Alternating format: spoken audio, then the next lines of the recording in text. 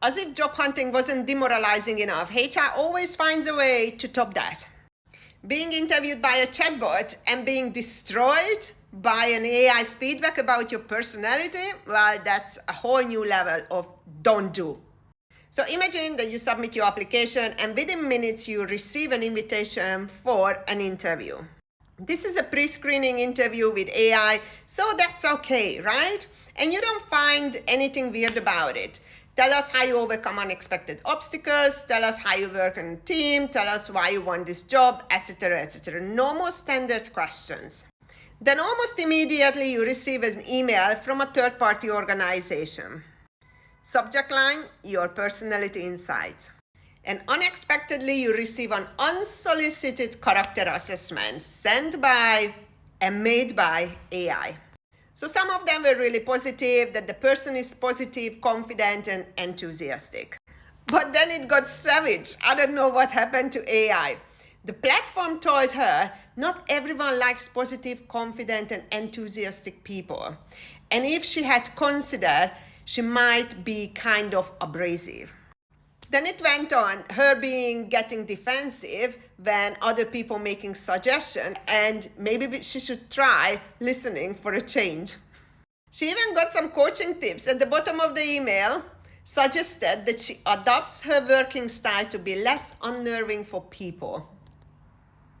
Now, there are millions of problems with this process, but first and foremost, what we need to consider that these assessments never give a clear personality pictures of a person, ever. It cannot.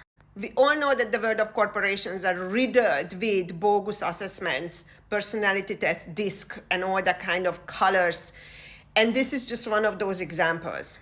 Most of these assessments have very poor reliability and validity data behind them, which makes them completely useless, but also misleading and in some cases extremely harmful.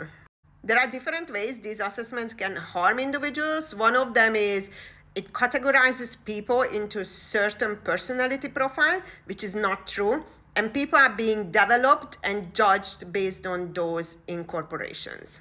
And another way is this, and I completely agree with the authors. Studies show long-term unemployed people are at least twice as vulnerable to mental illness with high risk of depression, anxiety, and suicide. In this no longer hypothetical situation, it seems only a matter of time before an AI platform sends an unsolicited personality assessment to one of these people with no support in place if they need them. Now, HR's intention of integrating AI and technology into their processes, I'm all for it. And they wanted, with this AI platform, to make sure that everybody receives a response to their application. But I don't think it's the right way of doing it. We know that AI doesn't really work with recruitment and people-related matters. We need to remove that very quickly and use AI for task-related matters, not what is related to human interactions. Just like Joanna wrote it earlier this year or last year, I want AI to do my laundry and dishes so that I can do art and writing, not for AI to do my art and writing so I can do my laundry and dishes.